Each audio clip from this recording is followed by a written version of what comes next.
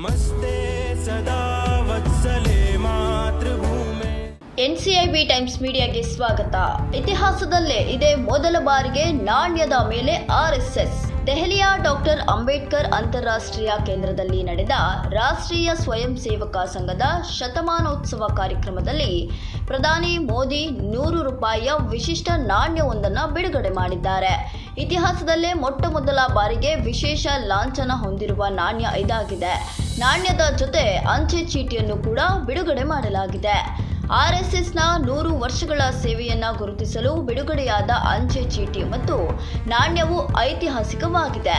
100 ರೂಪಾಯಿ ನಾಣ್ಯದ ಒಂದು ಬದಿಯಲ್ಲಿ ರಾಷ್ಟ್ರೀಯ ಲಾಂಛನವಿದ್ದರೆ ಇನ್ನೊಂದು ಬದಿಯಲ್ಲಿ ಸಿಂಹ ಮತ್ತು ಸ್ವಯಂ ಸೇವಕರು ಭಕ್ತಿಯಿಂದ ನಮಸ್ಕರಿಸುವ ಭಾರತ ಮಾತೆಯ ಚಿತ್ರವಿದೆ. ಭಾರತ ಮಾತೆಯ ಚಿತ್ರವು ಭಾರತೀಯ ಕರೆನ್ಸಿಯಲ್ಲಿ ಬಹುಶಃ ಸ್ವತಂತ್ರ ಭಾರತದ ಇತಿಹಾಸದಲ್ಲಿ ಮೊದಲ ಬಾರಿಗೆ ಕಾಣಿಸಿಕೊಂಡಿದೆ ಎಂದು ಮೋದಿ ಹೇಳಿದ್ದಾರೆ. ಅಂಚೆ ಚೀಟಿಯು 1963ರ ಗಣರಾಜ್ಯೋತ್ಸವದ ಮೆರವಣಿಗೆಯಲ್ಲಿ ಆರ್ಎಸ್ಎಸ್ ಸ್ವಯಂ ಸೇವಕರ ದೇಶಭಕ್ತಿಯ ಭಾಗವಹಿಸುವಿಕೆಯನ್ನು ಸ್ಮರಿಸುತ್ತದೆ.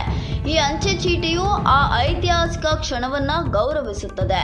ರಾಷ್ಟ್ರ ಸೇವೆಗೆ ಸಮರ್ಪಿತ ಸ್ವಯಂ ಸೇವಕರನ್ನ ಪ್ರತಿಫಲಿಸುತ್ತದೆ ಎಂದು ಅವರು ಹೇಳಿದರು. ಆರ್ಎಸ್ಎಸ್ ಮುಖ್ಯವಾಹಿನಿಗೆ ಬರದಂತೆ ತಡೆಯಲು ಲೆಕ್ಕವಿಲ್ಲದಷ್ಟು ಪ್ರಯತ್ನಗಳನ್ನು ನಡೆಸಿದವು. ಹೆಗ್ಡೆವಾರ್ ಅವರನ್ನ ಹಲವು ಪ್ರಕರಣಗಳಲ್ಲಿ ಸಿಲುಕಿಸಲಾಯಿತು. ಸಂಘದ ದೊಡ್ಡ ಶಕ್ತಿ ಅದರ ಸ್ವಯಂ ಸೇವಕರಲ್ಲಿದೆ ಎಂದು ಪ್ರಧಾನಿ ಹೇಳಿದರು. ಇನ್ನು ಯಾವಾಗಲೂ ವೈಯಕ್ತಿಕ ಹಿತಾಸಕ್ತಿಗಳನ್ನ ಮೀರಿ ರಾಷ್ಟ್ರೀಯ ಹಿತಾಸಕ್ತಿಯನ್ನ ಎಲ್ಲಕ್ಕಿಂತ ಹೆಚ್ಚಾಗಿ ಇರಿಸುತ್ತಾರೆ.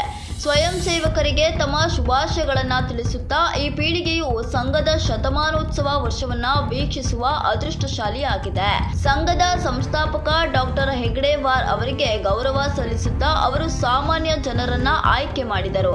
ಅವರಲ್ಲಿ ಶಿಸ್ತು ಮತ್ತು ರಾಷ್ಟ್ರ ಸೇವೆಯ ಪ್ರಜ್ಞೆಯನ್ನು ತುಂಬಿದರು ಮತ್ತು ಅವರನ್ನ ರಾಷ್ಟ್ರದ ಉದ್ದೇಶಕ್ಕಾಗಿ ಅರ್ಪಿಸಿದರು ಎಂದು ಮೋದಿ ನೆನಪಿಸಿಕೊಂಡರು. ಇನ್ನು ತಮ್ಮ ಭಾಷಣದಲ್ಲಿ ಪ್ರಧಾನಿ ನವರಾತ್ರಿ ಮತ್ತು ಮಹಾನವಮಿಗೆ ಶುಭಾಶಯಗಳನ್ನು ಸಲ್ಲಿಸಿದರು ಮತ್ತು ವಿಜಯದಶಮಿಯ ಸಂದೇಶವನ್ನು ಪುನರುಚ್ಚರಿಸಿ ಈ ಹಬ್ಬವು ಅನ್ಯಾಯದ ಮೇಲೆ ನ್ಯಾಯದ, ಸುಳ್ಳಿನ ಮೇಲೆ ಸತ್ಯದ ಮತ್ತು ಕತ್ತಲೆಯ ಮೇಲೆ ಬೆಳಕಿನ ವಿಜಯವನ್ನು ಸಾಧಿಸುವ ಸಂಕೇತವಾಗಿದೆ ಎಂದರು. ಸಮಾಜದಲ್ಲಿನ ತಾರತಮ್ಯದ ಕಲ್ಪನೆಯ ಬಗ್ಗೆಯೂ ಪ್ರಧಾನಿ ನರೇಂದ್ರ ಮೋದಿ ಮಾತನಾಡಿದರು. ಹಿಂದೂ ಸಮಾಜಕ್ಕೆ ತಾರತಮ್ಯವು ಒಂದು ಪ್ರಮುಖ ಸವಾಲಾಗಿದೆ. ಸಂಘವು ಅದನ್ನು ಪರಿಹರಿಸಲು ಶ್ರಮಿಸುತ್ತಿದೆ ಎಂದು ಪ್ರಧಾನಿ ನರೇಂದ್ರ ಮೋದಿ ಮಾತನಾಡಿದರು. ಈ ವಿಚಾರಕ್ಕೆ ಸಂಬಂಧಪಟ್ಟಂತೆ ನಿಮ್ಮ ಅನಿಸಿಕೆಯನ್ನು ಕಮೆಂಟ್ನಲ್ಲಿ ತಿಳಿಸಿ. ನೀವು ಇನ್ನೂ ಕೂಡ ನಮ್ಮ ಚಾನೆಲ್ ಅನ್ನು ಸಬ್ಸ್ಕ್ರೈಬ್ ಮಾಡಿಲ್ಲ ಅಂದರೆ ಈ ಕೂಡಲೇ ಸಬ್ಸ್ಕ್ರೈಬ್ ಮಾಡಿ. ನಮಸ್ತೆ ಸದಾ ವತ್ಸಲೆ ಮಾತೃಭೂಮಿ.